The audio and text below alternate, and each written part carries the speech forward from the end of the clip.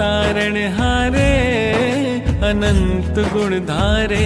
हो गुरुवर तुमरे बिन हमरा कोनो नाही, गुरु तुमरे बिन हमरा कोनो नाही। हमरे उलझन सुलझा दो भगवन, हमरे उलझन सुलझा दो भगवन। ओ गुरुवर तुमरे बिन हमरा कोनो नाही।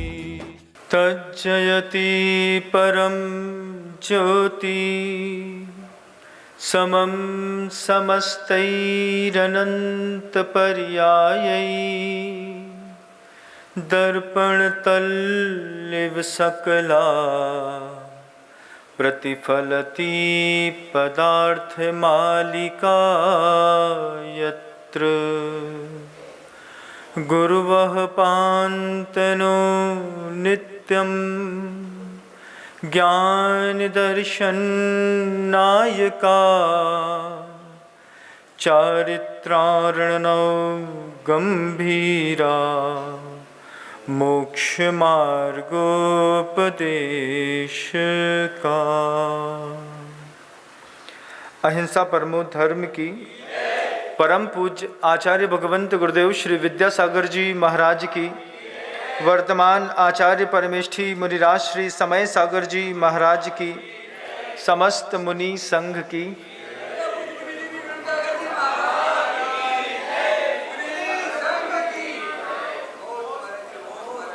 अकंपनाचार्य महाराज जी का एक कथानक पिछले 3-4 दिनों से निरंतर आप सबके बीच में प्रवाहमान है। पिछले सत्र में आपने सुना कि कैसे जब पुष्पक देव क्षुल्लक ने विष्णु कुमार मुनिराज के पास जाकर के निवेदन किया, कहा कि भगवान इस तरीके का घोर उपसर्ग अकंपनाचार्य महाराज और 700 मुनिराजों के ऊपर हस्तिनापुर में लगातार हो रहा है, उसके लिए आप रक्षा करिए।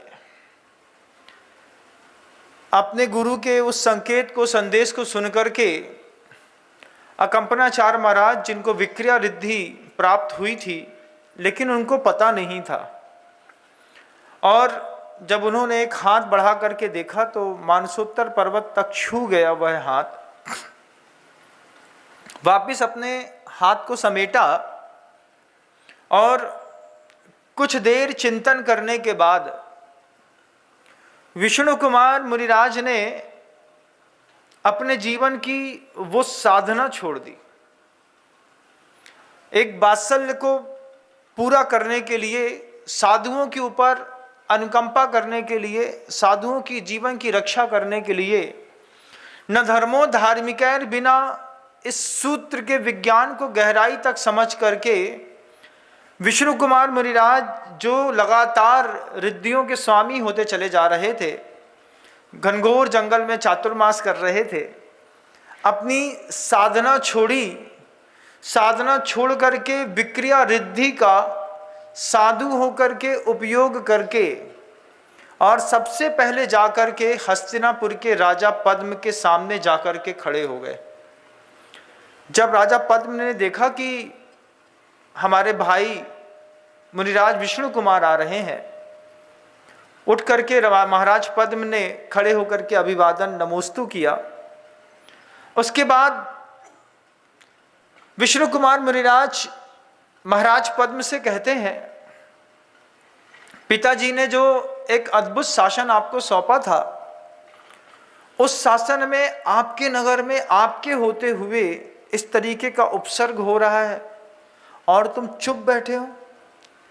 उस वक्त महाराज पद्म ने हाथ जोड़ करके वो बात कही कि मुनिराज, मैं अपनी प्रतिज्ञा में बंध करके 7 दिवस के लिए मैंने ये राज्य 4 मंत्रियों के हाथ में सौंप दिया है, और ये घोर उपसर्ग जो हो रहा है उसको दूर करने के लिए, चूंकि मैं स्वयं मैंने प्रतिज्ञा की है कि 7 दिन तक मैं आपको नहीं टोकूंगा, इसलिए मैं बड़ा मजबूर हो गया और आपके दर्शन हो गए।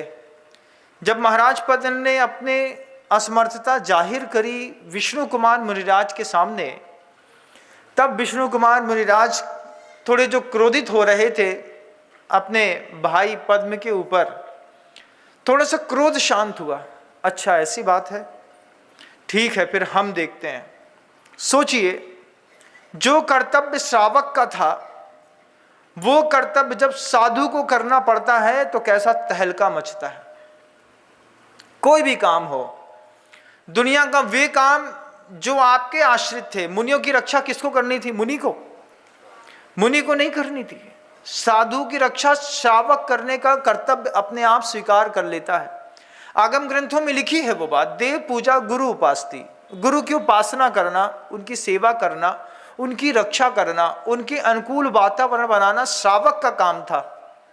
लेकिन वो काम जब श्रावक न कर पाया तो साधु ने अपने हाथ में ले लिया। अब जैसे ही हाथ में लिया और विष्णु कुमार मुनिराज ने अपनी स्वविवेक से बिल्कुल एक वामन रूप बनाया।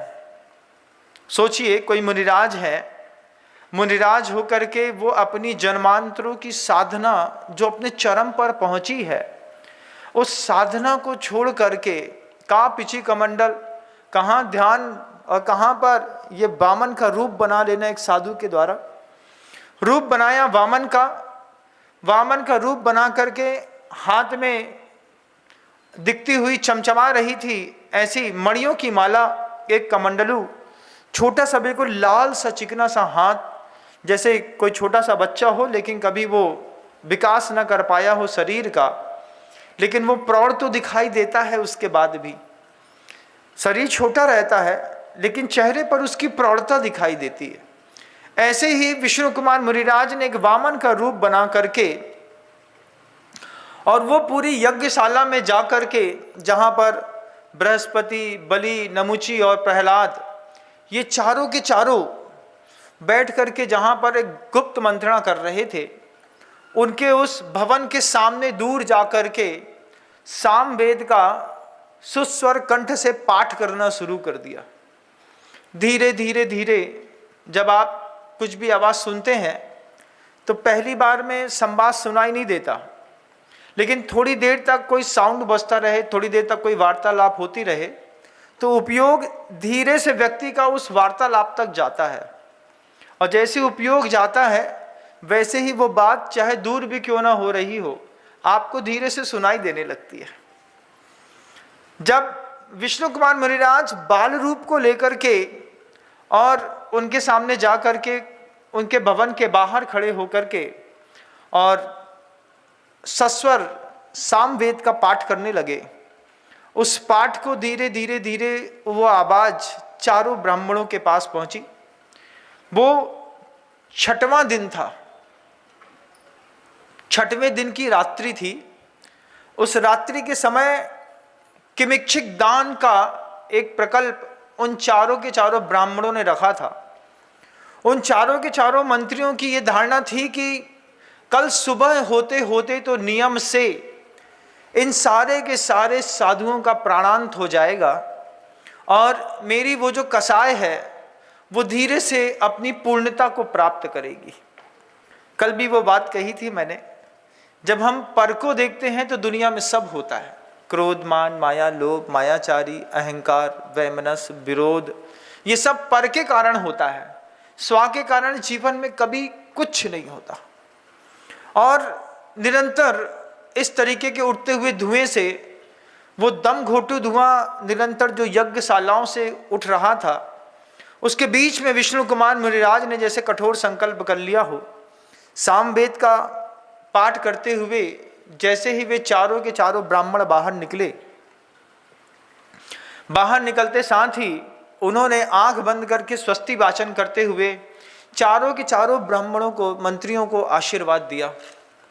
वो जो नमुची और शुक्र था, वे दोनों के दोनों उसके उस सस्वर कंठ को सुन करके और उसके छोटे से लेकिन चमत्कृत रूप को देख करके बहुत ज़्यादा आसक्त हो गए और पास में जाकर के छोटे से ब्राह्मण से अपने गर्व के साथ कहते हैं क्यों ब्राह्मण राज, आपको इस मध्य रात्रि में इस छोटे से शरीर को लेकर के कौन सी इच्छा प्रकट हुई है जो मैं आपकी पूर्ति करूं? बताइए। आज किमिच्छित दान का दिवस है, आप जो मांगेंगे वो आज आपको दिया जाएगा।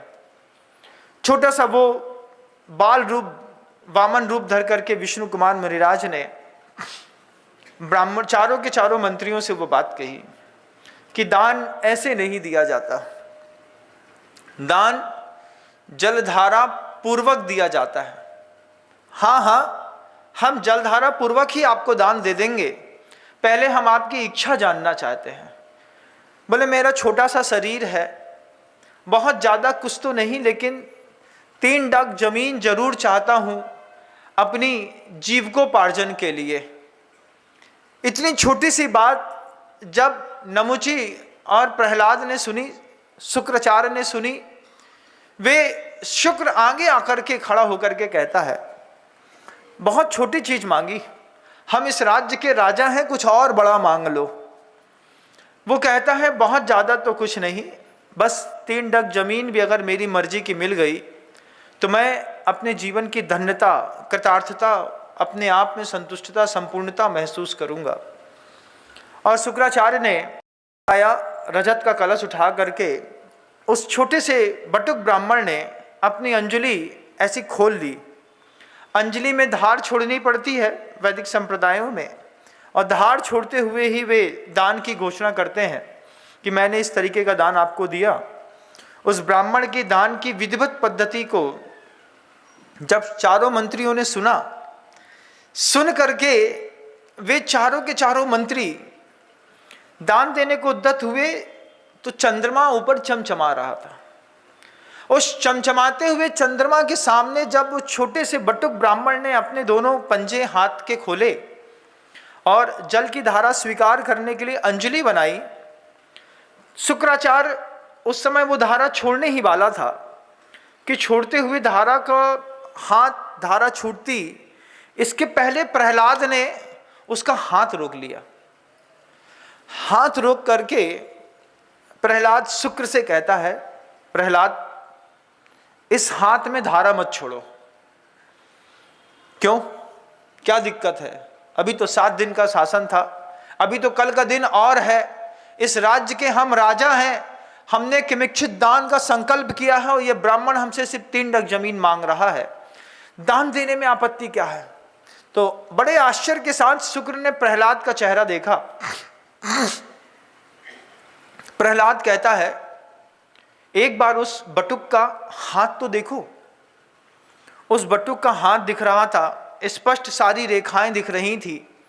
चंद्रमा की रोशनी में उस बटुक के हाथ में जब प्रहलाद, जो ज्योतिषाचार्य था, उसने कहा देखो, दुनिया भर के जितने भी मनुष्य होते हैं सबकी आड़ी रेखाएं होती हैं, आपके हाथ में भी ऐसी आड़ी रेखाएं हैं ना।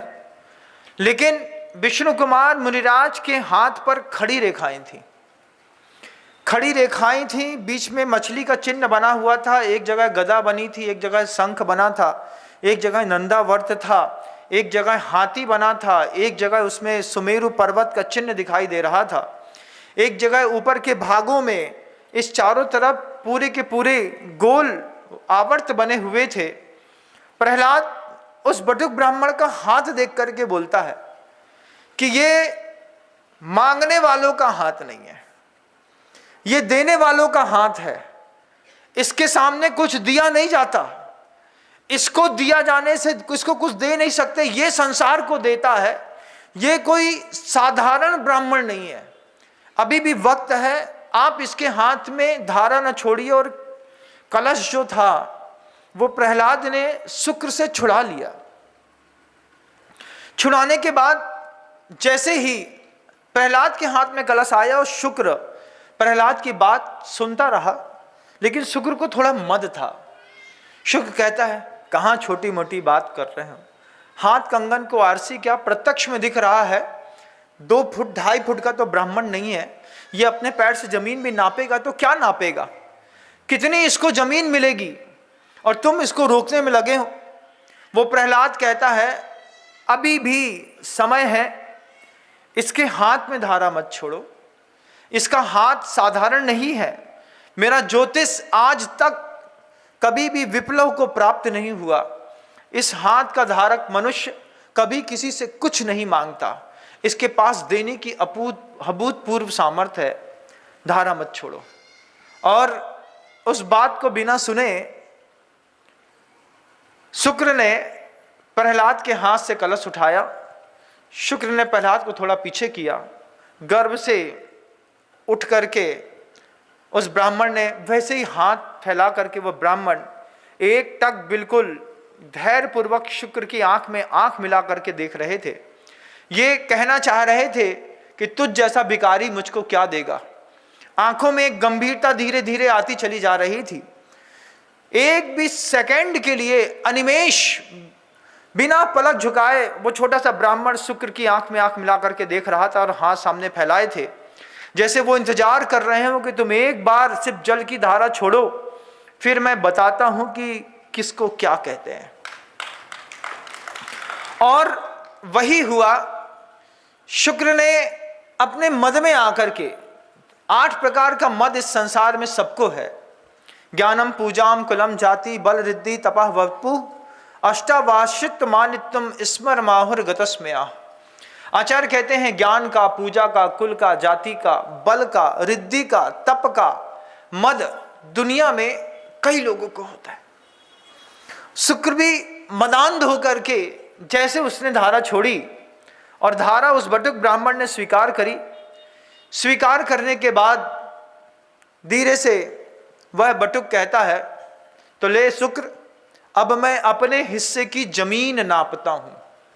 और विक्रिया रिद्धि का प्रयोग करके जब उस बटुक ब्राह्मण ने धीरे धीरे अपने शरीर का विस्तार करना शुरू किया, तो विस्तार शरीर का, वैसे तो विष्णु कुमार मुनिराज की 20 हाथ की काया थी, लेकिन जब उन्होंने विक्रिया रिद्धि का प्रयोग करके अपने शरीर को बड़ा करना शुरू किया, सूर्य और चंद्रमा से पार जाकर के उनका चेहरा बढ़ता चला गया। नक्षत्र, तारा मंडल सब पार कर गए विष्णु कुमार मुनिराज। सब पार करने पर उनकी मोटी मोटी जो अंगुलियां थीं हाथी के सूंड के जैसी दिख रही थी। प्रहलाद ने मना किया था कि इतनी मोटी, इतनी बलिष्ठ, खड़ी रेखाओं वाली कोई उंगलियां का जातक धारक है, उसको कुछ मत दो, वो देता है उसके चरणों में बैठो, उससे मांगो। लेकिन शुक्र ने ना मानते हुए जब धारा छोड़ ही दी और जब विष्णु कुमार मुनिराज ने विक्रिया रिद्धि से अपने शरीर का आकार बढ़ाना शुरू किया, तो उनका मस्तक सूर्य और चंद्रमा को पार करते हुए अंतिम ग्रह तक पहुंच गया। अंतिम ग्रह तक पहुंच करके जब उन्होंने अपने शरीर का पूरा विस्तार किया, लंबाई चौड़ाई बढ़ाई, वो शुक्र धीरे धीरे धीरे करके, ठीक वैसे जैसे आपने रामायण या महाभारत के सीरियल में कभी देखा होगा, हकीकत में ऐसा मल्लीनाथ भगवान के समय पर हुआ। क्योंकि याथा तथ्यम बिना च विपरीतात, आगम ग्रंथों की एक भाषा है कि कभी भी झूठ, कभी भी काल्पनिक कोई भी बात आगम ग्रंथों में, ना प्रथमा नियोग का ग्रंथ है ना चरणा नियोग का, कभी नहीं लिखी जाती। सर्वज्ञ ने जैसा देखा है, आचार्यों ने अपने आराती परंपराओं में जैसा सुना है, वैसी के वैसा शुद्ध कथानक मल्लीनाथ भगवान के शासनकाल का ग्रंथों पर उतार दिया। हरिवंश पुराण पढ़िएगा, रत्नकण सावकाचार पढ़िएगा, पद्म पुराण पढ़िएगा, ये कथानक आपको हर जगह मिलेगा। पूरा का पूरा ज्योतिष, तारा मंडल, आकाश, गगन और नक्षत्रों से पार करके जब विष्णु कुमार मुनिराज ने अपना पूरे रूप का विस्तार किया, पहले ही पग में मानसोत्तर पर्वत को लांघ गए। वहां पर जाकर के एक पैर रखा, दूसरा पैर समुद्र द्वीपों के पार रखा, तीसरी कदम को रखने के लिए जब धरती नहीं बची, तो वो अपना पैर अत्यधिक क्रोध में हुआ करके शुक्र के ऊपर ऐसा डोलने लगे। बता शुक्र, बोल कहां रखूं ये तीसरा पैर। जब तेज आवाज में विष्णु कुमार मुनिराज की यह आवाज उठी और तीसरा पैर रखने की जगह नहीं मिली, उस वक्त देवों की नगरियों में रहने वाले जितने देव थे, पहली बार विष्णु कुमार मुनिराज इतना तेज बोले। तेज बोलने पर जितने भी ज्योतिष देव थे, व्यंतर थे, भवनत्री के देव थे, नागलोक के जितने भी देव थे, जितने भी वैमानिक देव थे, उन सबों में हड़कंप मच गया। ये महातपोधनी, ये तपस्वी मुनिराज अगर आज ये क्रोधित हो गए तो सूर्य, चंद्रमा, नक्षत्रों की दिशाएं बदल जाएंगी, धरती अपना स्थान छोड़ देगी, विप्लव में ज्वार भाटा इतना आएगा कि समुद्र पूरी धरती को नष्ट कर देगा। तो असंख्यात देवी देवताओं के बीच में इस तरीके का गंभीर भय व्याप्त हुआ। वे एक दूसरे का मुंह देख करके पूछने लगे कि अब इनको शांत कैसे करना है। जब दूसरी बार हुंकार भरी विष्णु कुमार मुनिराज ने, बोल नमुची, कहाँ रखना है ये तीसरा पैर जो मेरा आसमान में लटक रहा है। जब वो तीसरा पैर ऐसा घूमता था तो वो सूर्य के सामने से होकर के जब वो पैर जाता था, पूरी पृथ्वी पर अचानक रात्रि जैसा सघन अंधकार, फिर अचानक उजाला, फिर अंधकार, फिर उजाला। ये देख करके धरती पर रहने वाले प्रत्येक जीव भयग्रस्त हो गए। उधर आसमान में ज्योतिष मंडल में रहने वाले ग्रह नक्षत्रों को संभालने वाले वे देव भी भयभीत हो गए। बीच में इंद्र के मन के अंदर वह बात उत्पन्न हुई कि जब ये अपनी गृहस्थ अवस्था में थे तब इनको क्या प्रिय था। जब साधु क्रोधित होता है तो फिर पता करना पड़ता है कि प्रिय क्या था, किस चीज से इनको शांति मिलती थी। बताओ, खाने से, पीने से, घूमने से, स्तुति करने से, वंदना करने से, क्षमा मांगने से, किससे इनको शांति मिलती थी। तो विष्णु कुमार मुनिराज की कमजोरी पता चली कि विष्णु कुमार मुनिराज को वीणा वादन का एक बहुत ज्यादा रस था। वे अपने घर में रह करके कुमार अवस्था में वीणा वादन बहुत अच्छी करते थे। जितने भी देवता थे, पूरे स्वर्ग के इंद्र की देवताओं ने घोषा, सुघोषा, महाघोषा और घोषवती, ये 4 बड़ी बड़ी वीणाएं लाए। ऊपर से सारे देवताओं ने पुष्प वृष्टि करना शुरू किया। आंगन में पूरे में नृत्य सभाएं होने लगी। और जब घोषा, सुघोषा, महाघोषा और घोषवती, ये चारों वीणाएं एक साथ बज करके सौधर्म इंद्र के साथ सारे इंद्रों ने स्वयं हाथ जोड़ करके त्राहिमाम त्राहिमाम त्राहिमाम कहते हुए ऐसी बार बार क्षमा याचना करी। तब लाल रक्तवर्णी विष्णु कुमार मुनिराज का क्रोध उन चारों घोषा, सुघोषा, महाघोषा और घोषवती के शब्द को सुन करके थोड़ा शांत हुआ। महाराज को अपने आपे में आने में समय लग गया। सोचिए, एक साधु, एक तो वो आपे से बाहर होते नहीं, और अगर आपे से बाहर हो जाएं तो फिर इतनी जल्दी आपे में आते नहीं। पूरे के पूरे असंख्यात देवी देवताओं ने उन मुनिराज के सामने जब प्रार्थना करी, अभ्यर्चना करी, तब जाकर के उनका क्रोध शांत हुआ। और नीचे उन्होंने देखा तो वे चारों के चारों चींटी के जैसे दिखते हुए शुक्र, बृहस्पति, नमुची और प्रहलाद हाथ जोड़ करके खड़े थे। पूरा अपना विस्तार समेटते हुए जब नीचे वो वापस आ रहे थे, बढ़ते वक्त तो नमुची, बृहस्पति, शुक्र को दिख रहा था कि कोई ब्राह्मण है। लेकिन जब मुनिराज विष्णु कुमार अपना अवतार, अपना वो विक्रिया समेट रहे थे, तब इन चारों के चारों मंत्रियों को वे दिगंबर मुद्राधारी मुनिराज के दर्शन हुए कि एक मुनिराज को इस तरीके से विक्रिया रिद्धि करनी पड़ी। ये भी आप सबको भी ये बात ज्ञातव्य होना चाहिए कि विष्णु कुमार मुनिराज ने अपना दिगंबर रूप नहीं छोड़ा। वे उस वक्त भी दिगंबर रूप में थे, लेकिन सामने वाले को ऐसा दृष्टि भ्रम हुआ कि उसको सामने वाले 4 के 4 मंत्रियों को उनको लगा कि यहां पर कोई बटुक ब्राह्मण है। बहुत सारे लोग जो एकांतवाद का समर्थन करते हैं वो इस बात को गलत ठहराते हैं। वे कहते हैं विष्णु कुमार मुनिराज को अपने मुनि पद से बाहर जाकर के कोई चर्या करनी नहीं चाहिए थी। लेकिन एक बार सोचिएगा, अगर विष्णु कुमार मुनिराज अपने उस साधना को छोड़ करके, विष्णु कुमार मुनिराज ने चातुर्मास छोड़ा, अपनी साधना छोड़ी, और छोड़ करके अगर वो वहां पर नहीं जाते और उनके कान में बता दिया गया था कि 700 मुनिराजों पर उपसर्ग हो रहा है। ये सुनने के बाद अगर विष्णु कुमार मुनिराज ने इस तरीके का उपक्रम करके अगर बचाव नहीं किया होता तो मुनिराज का क्या होता बताओ? क्या वो मुनि रह पाते? वो मुनि नहीं रह पाते। आगम ग्रंथ कहते हैं कि वात्सल्य एक ऐसा गुण है कि वो वात्सल्य का गुण जो है अगर साधु के अंदर से निकल गया तो सम्यक दर्शन मलिन हो गया। धीरे धीरे सम्यक दर्शन खत्म भी हो सकता था, उपगुहन करना था, स्थितिकरण करनी थी, जन शासन की प्रभावना करनी थी, वात्सल्य दिखाना था। छोटे बड़ों के ऊपर वात्सल्य नहीं दिखाते, बड़े छोटों पर वात्सल्य करते हैं, छोटे बड़ों की विनय करते हैं, छोटे बड़ों के सामने हाथ जोड़ करके विनय करते हैं और उस विनय के प्रत्युत्तर में बड़े अपना वात्सल्य देते हैं, जिसके माध्यम से ये परंपराएं चलती हैं। विष्णु कुमार मुनिराज ने अपना पूरा रूप समेटा, रूप समेट करके नीचे आकर के जब खड़े हुए तो सामने दिगंबर मुद्राधारी विष्णु कुमार मुनिराज खड़े थे। वे चारों के चारों मंत्री हाथ जोड़ करके नतमस्तक होकर के और क्षमा मांग रहे थे। सबसे पहले विष्णु कुमार मुनिराज ने कहा कि जाइए यज्ञ में यथोचित उसको विधान को बंद करके सर्वप्रथम पूरी धुआं को बंद करिए।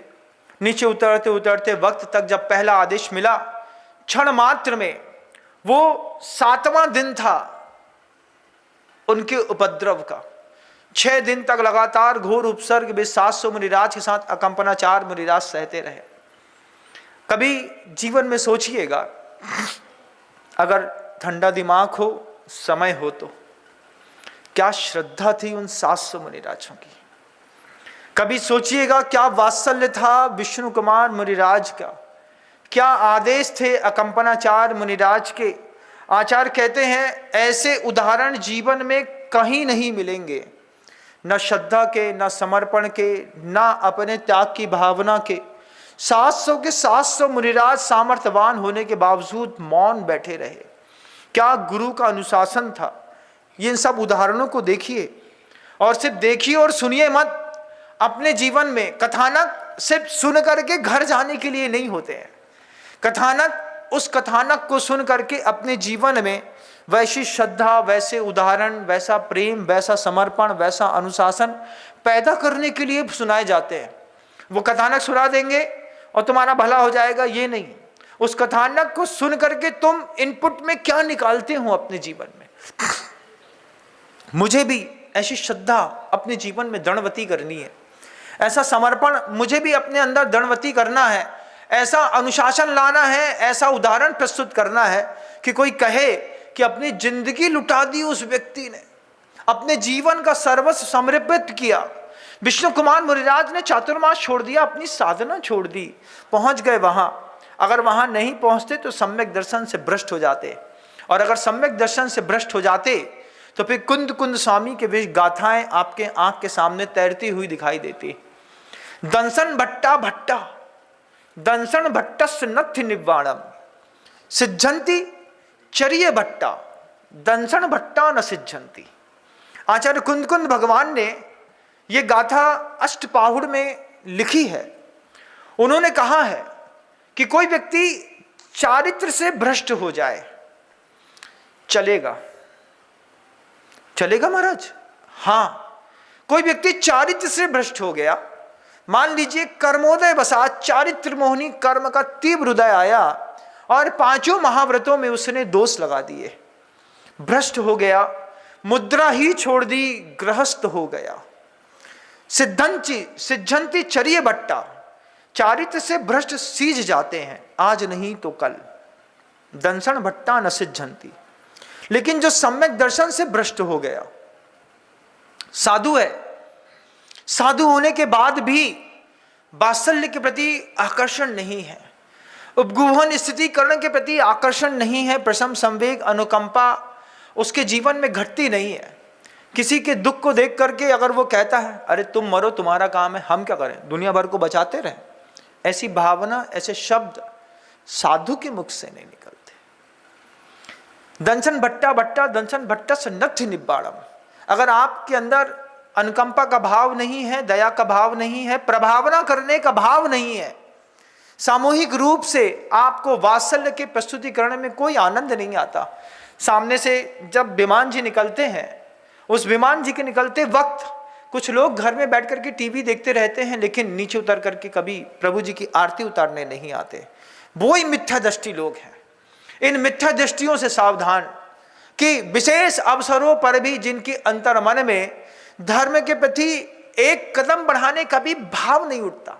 भोगैक दृष्टि कलुषातिरेक है, भोग की दृष्टि है, कलुष का अतिरेक है, मद और घमंड में मदान धोकर के झूम रहे हैं। अरे हमसे बड़ा कौन जानता है। सही बात है, तुम्हारा शरीर बड़ा हो सकता है, तुम्हारे शब्द बड़े हो सकते हैं, लेकिन केवली तुमको बहुत गौर से देख रहे हैं। आपके अंदर एक प्रमेयत्व नाम का गुण है। वस्तु के 6 सामान्य गुणों में एक प्रमेयत्व नाम का गुण होता है। पहली बार जब गुरुदेव ने बीना बारा में 2005 में हम लोगों को अलाप पद्धति पढ़ा रहे थे,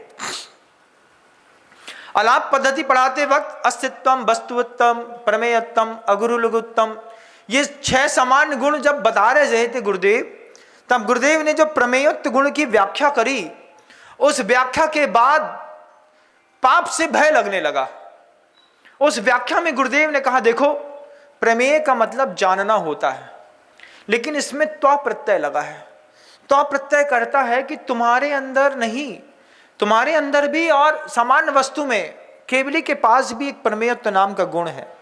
तुम अंधेरे कमरे में भी कुछ कर रहे होगे, घनघोर अंधेरे कमरे में जहां हाथ को हाथ नहीं सूझ रहा है, उधर भी तुम कोई अपराध कर रहे होगे, तो तुम्हारा अपराध केवली के ज्ञान का विषय बन रहा है। वो देख रहे हैं तुमको, तुम्हारा गुरु देख पाए या न देख पाए। अच्छे मुनि बने हैं अगर आप ज्ञान ध्यान तप रखते। कभी गुरुदेव ने कभी हम लोगों से नहीं कहा कि तुम संसार के किसी भी पचड़े में पड़ो, तुम संग में रहते हो, ज्ञान ध्यान तप रखते हैं, अच्छा प्रतिक्रमण करो, स्वाध्याय करो, माला फेरो, समायिक करो, शुद्धोपयोग में लीन रहो। गुरुदेव ने कभी किसी साधु से आज तक नहीं बोला कि तुम इन बाहरी प्रपंचों में पड़ो। साधु कभी प्रपंचों में पड़ा भी नहीं।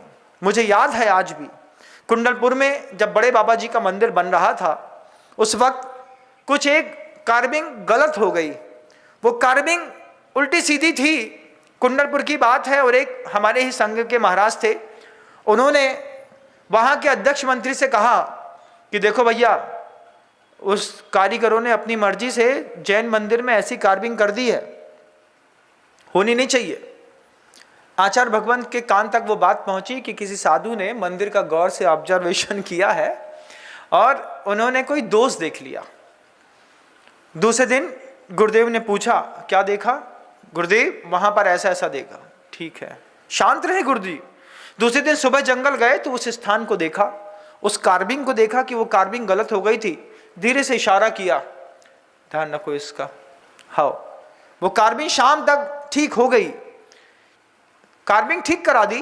नीचे उतर करके शाम के समय गुरुदेव कहते हैं, ये दुनिया भर के प्रपंचों में पढ़ने की आप लोगों को कोई ज़रूरत नहीं है। आप लोगों का काम है साधना करना, सिर्फ साधना करिए। कई बार होता था कि गुरुदेव से ज़्यादा घनिष्ठता होने के बाद ऐसा लगता था कि कुछ सजेशन दे दिए जाए, लेकिन आचार्य जी को कभी सजेशन पसंद नहीं था। गुरुदेव ने साफ साफ शब्दों में कहा, तुम्हारा काम नहीं है, तुमको जो काम दिया है सिर्फ वो काम करो। और किसी भी साधु ने, चाहे वो 20 साल भी क्यों ना रहा हो, मैं तो देखता रहा गुरुदेव श्री समय सागर जी महाराज जी को लगातार 44 साल तक साथ में रहने के बाद एक शब्द कभी नहीं बोले किसी क्षेत्र के मामले पर। लोग उनके पास जाते बोलते, महाराज जी आप बोलिए, आप बोलिए, एक ही बात बोलते, गुरुदेव हैं, गुरुदेव का काम है, शिष्यों के लिए इस बात की मनाही है, शिष्य कुछ नहीं कह सकता, आपको खुद बोलना चाहिए। कभी कोई इंटरफियरेंस नहीं किया, शांत रहते रहे, देखते रहे, समझते रहे, सब करते रहे, लेकिन बोला एक शब्द भी नहीं, एक शब्द नहीं। कितना अजीब सा लगता था। कई बार हम कहते थे आचार्य महाराज जी से, महाराज जी आप बोलते नहीं है। मेरा काम नहीं है, वो गुरुदेव का काम है। उससे सीखने मिला कि शिष्य कितना भी बड़ा और गंभीर क्यों ना हो जाए, अगर गुरु नहीं बोलता है तो एक शब्द भी नहीं बोलना है, मौन रहना है। वो खुद आपको कर्तव्य दे दें, वो खुद आपको कोई स्थिति के लिए नियुक्त कर दें, उसके बाद आपके अधिकार खुलते हैं। अपने आप नहीं खुलते। आचार्य भगवंत ने ऐसा सिखाया, आज भी दिमाग में और दिल में हर एक सीख बैठी हुई है। विष्णु कुमार मुनिराज जब पूरा का पूरा उपसर्ग धुआं बंद कर दिया, 7 दिन तक लगातार उस धुएं का पान नाक से गले से करते करते करते सारे के सारे साधुओं का कलेजा बिल्कुल काला पड़ गया, बाहर से भी और अंदर से भी। अब उपसर्ग तो नष्ट कर दिया गया, लेकिन परिस्थितियां बन गई थी कि क्या दिए, कैसे गुरु महाराज की सेवा करें, कैसे गुरु महाराज के उस बिगड़े हुए स्वास्थ्य को ठीक करें। तब विष्णु कुमार मुनिराज ने जो थोड़े बहुत संदेश दिए, संकेत दिए, और साथ ही साथ पूरे श्रावकों ने अपने विवेक गुण का पालन किया कि 7 दिन से उपवास है महाराज का, निरंतर इस तरीके का अशुद्ध धुआं गले पर गया है, कंठ अवरुद्ध हो गया है, छाती में पूरे में धुआं जम गया है, बाहर शरीर बिल्कुल काला पड़ गया है। लेकिन अकंपनाचार्य महाराज तो जैसे नाम बिल्कुल वैसे ही 7वें दिन तक अकंपनाचार्य महाराज ने अपनी रीढ़ की हड्डी सीधी से ऐसी भी टेढ़ी भी नहीं करी, ऐसे बैठे रहे जैसे वो इंतजार करते रहे एक शासन में अपने स्तंभ को स्थापित करने के लिए। सारे शिष्य देखते रहे कि हमारे गुरु महाराज की स्थिरता कितनी गजब की है। और जब वो उपसर्ग पूरा दूर हो गया, श्रावक श्रेष्ठी सब सामने आने लगे, अगुरु चंदन इत्यादि के कुछ मृदुतम धुएं करके जब अकंपनाचार्य महाराज के श्वास पर कोई सुगंधी गई, आंख खोल करके देखा तो ऐसी मोटी परत धुएं की पूरे के पूरे शरीर पर चिपक गई थी। आंख खोली, उस वक्त वज्र सी कायाधारी अकंपनाचार्य मुनिराज सिर्फ आंखों से श्वेत श्वेत दिखाई दे रहे थे, बाकी पूरे शरीर पर धुआं चिपक गया था। साधु का स्नान महाव्रत है, ऐसा भी नहीं कर सकते कि एक लोटा पानी डाल करके धो दें। उस समय के मुनिराजों को ये तो संभव ही नहीं था, आज भी संभव नहीं है। क्या हुआ फिर? सारे के सारे श्रावकों ने मिलकर के संवाद किया, शुद्ध नस्ल के गाय के दूध से और बिल्कुल मृदुतम चावलों से खीर बनाई, मुनिराजों का पड़गाहन किया। पड़गाहन के वक्त मुनिराज जब घर के अंदर आए, हे स्वामिन, मन शुद्धि, वचन शुद्धि, काय शुद्धि, आहार जल शुद्ध है, और धीरे धीरे करके शुद्ध दूध में शुद्ध घी के साथ खीर के आहार धीरे धीरे कराते कराते, जिससे अंदर की नसों में किसी भी प्रकार का क्षोभ ना हो, किसी भी प्रकार का उद्वेग ना हो, कंठ अवरुद्ध ना हो। श्रावकों ने पूरे विवेक से काम किया और महाराजों की पालना कराई, और वहीं पर श्रावकोचित कर्तव्यों का पालन करते हुए मृदु वस्त्रों से महाराजों के अंग का पोंछना, साफ करना, मर्दन करना इत्यादि करके श्रावकों ने मुनिराजों की सेवा करी। और उस सेवा करने के बाद देवताओं ने ऊपर से हर एक श्रावक के घर के ऊपर पुष्प वृष्टि करी, पंच आश्चर्य किए। 700 मुनिराज थे, लेकिन हजारों घरों में उस दिन चौके लगे थे, जिस दिन आप रक्षाबंधन मनाते हैं। हजारों घरों में चौके लगे, और जिन घरों में साधुओं का आहार हुआ वे तो अपने आप को निहाल और गदगद समझ रहे थे।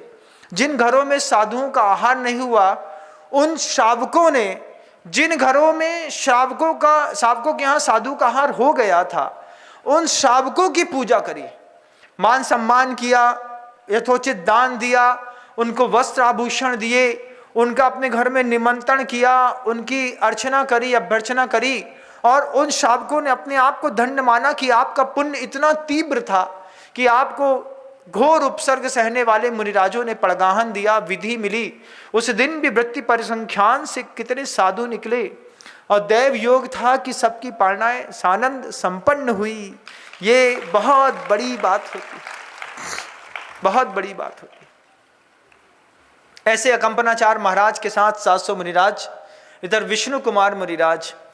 जब संपन्न हुई पालना धीरे धीरे करके 5-7 दिनों में, और व्यवस्थित तरीके से श्रावकों ने गुरु महाराजों की सेवा करी। उसके बाद उस रक्षा के दिवस के मनाने के बाद श्रावकों ने एक दूसरे के हाथ में सूत का धागा बांधा, रेशम का नहीं भैया, वो जो कहते हैं ना, बहना ने भाई की कलाई पे प्यार बांधा है, रेशम के धागे से संसार बांधा है। रेशम उपयोग नहीं करते हमारे यहाँ। आप कभी देख लीजिए, इस बात को जान लीजिएगा, बड़ा हिंसात्मक होता है। उस हिंसात्मक रेशम का ये जो दुनिया में प्रचलन चल गया ना, वो प्रचलन हमारे दिमाग में घुस गया। जबकि सूती धोतियां थी, साड़ियां पहनती थी मां बहनें, उसी में से धागा निकाल करके एक दूसरे को बांध करके 3 गांठें सम्यक दर्शन, सम्यक ज्ञान और सम्यक चारित्र की बांध करके, और शावकों ने एक दूसरे को संकल्प किया इस बात का, कभी भी अगर धर्म के ऊपर उपसर्ग होगा तो हम दोनों मिलकर के सौगंध खाते हैं कि एक दूसरे की रक्षा करेंगे, धर्म की रक्षा करेंगे, धार्मिक व्यक्ति की रक्षा करेंगे, धर्मायतनों की रक्षा करेंगे। ये संकल्प के साथ वो रक्षा बंधन मनाया गया। आज परिभाषाएं बदल गई, आज ऐसा रक्षा बंधन नहीं बनाते। आज तो रेशम की बढ़िया कैसी 40,000 रुपए की बेहतरीन रेशम की साड़ी, क्यों? उसको पहनने के बाद ही तो हम बड़े घर के दिखाई देते हैं। जब रेशम की बढ़िया बेरी बेरी कलर की साड़ी होती है, नीचे गोल्डन का अच्छा वर्क होता है, अच्छा प्रेस और कलफ चढ़ी होती है और जैग बार से उतरती है महिलाएं, तब उनको लगता है हम बड़े घर के हैं। 40,000 की साड़ी खरीदी थी, लेकिन सोचो 40,000 की साड़ी बनाने के चक्कर में 80,000 कीड़े मारे गए, उबाले गए, छाने गए। उनका पाप उसी भूतनी को लगेगा जो भूतनी वो साड़ी पहनती है।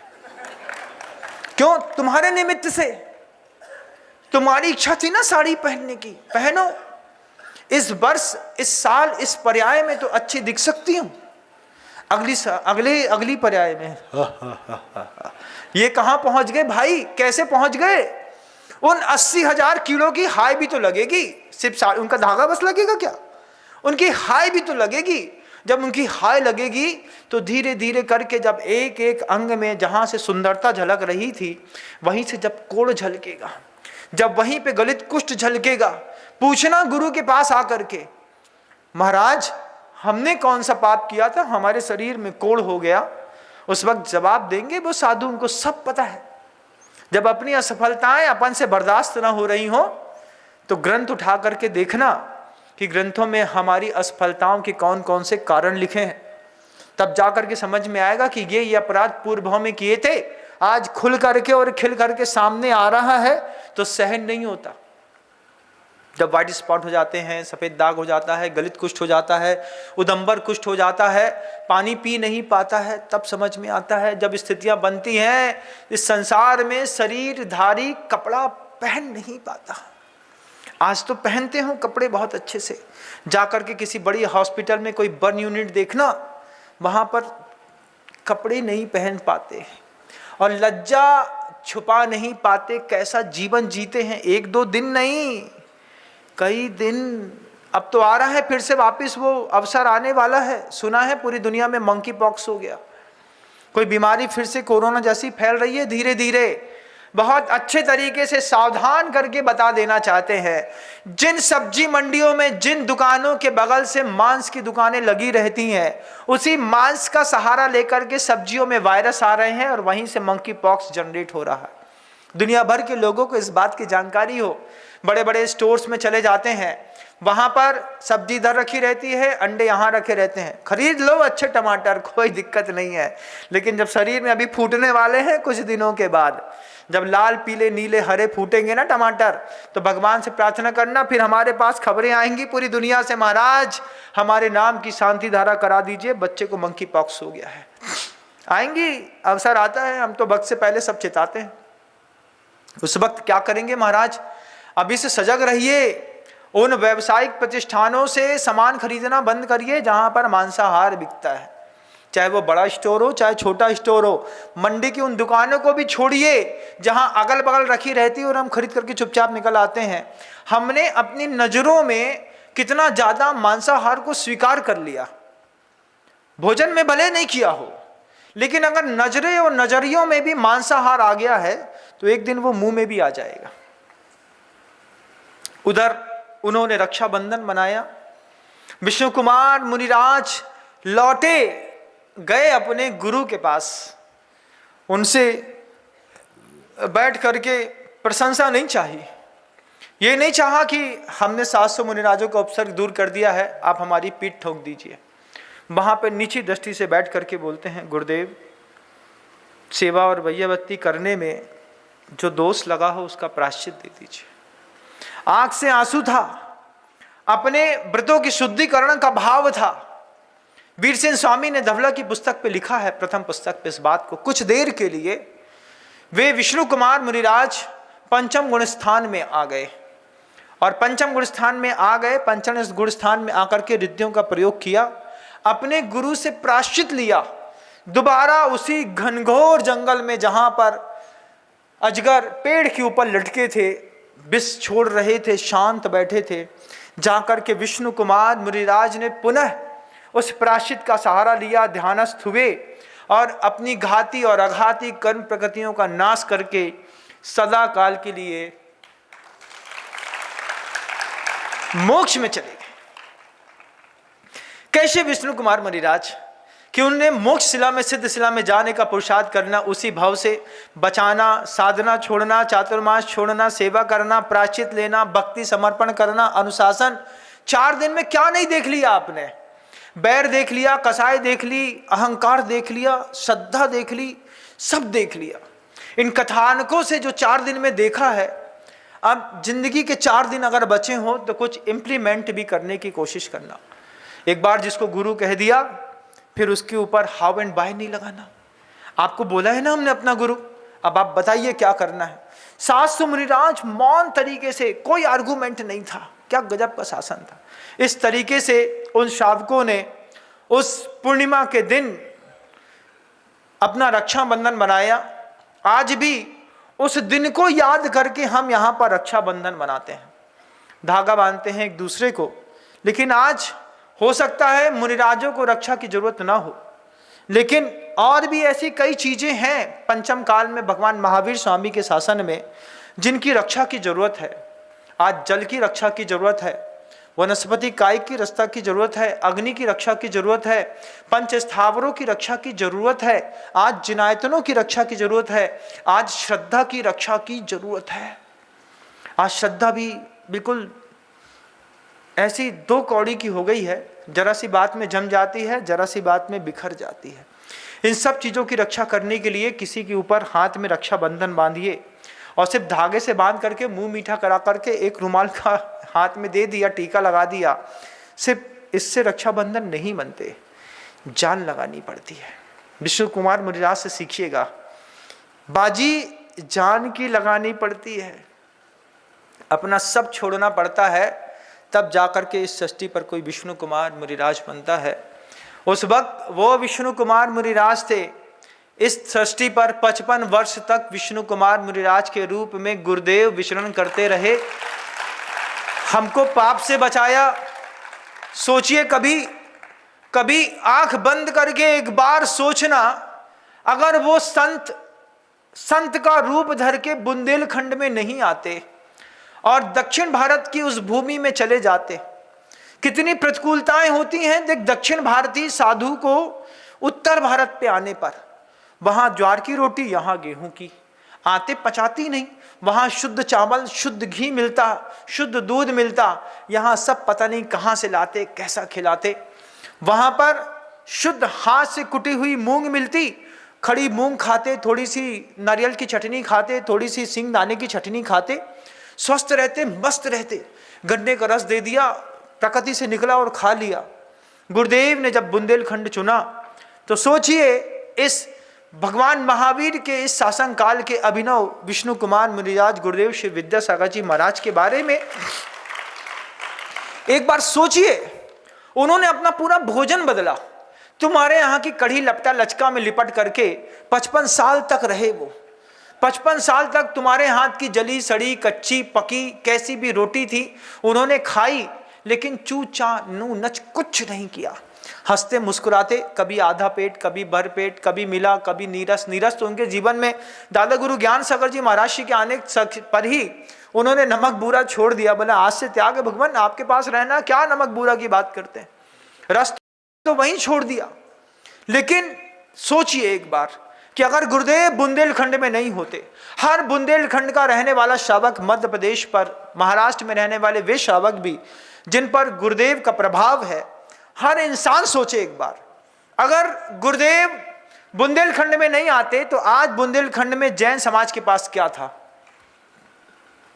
अमरकंटक का मंदिर नहीं होता, बीना बारा नहीं होता, रामटेक नहीं होता। अगर गुरुदेव नहीं होते तो कुंडलपुर के बड़े बाबा आज भी उसी छोटे से जिसमें सिर झुका के जाना था उस मंदिर पे बैठे होते। किसी की भावना तक नहीं होती दान देने की। अरे दान देने की ताकत किसने पैदा करी? गुरुदेव ने। 100 रुपए, 11 रुपए, 21 रुपए दान देकर के अपने आप को धर्मात्मा समझने वाले लोग, जब फूल माला की बोली लगती थी, 500 रुपया की अगर घोषणा हो गई तो पूरे मध्य प्रदेश में जय जयकार हो जाती थी।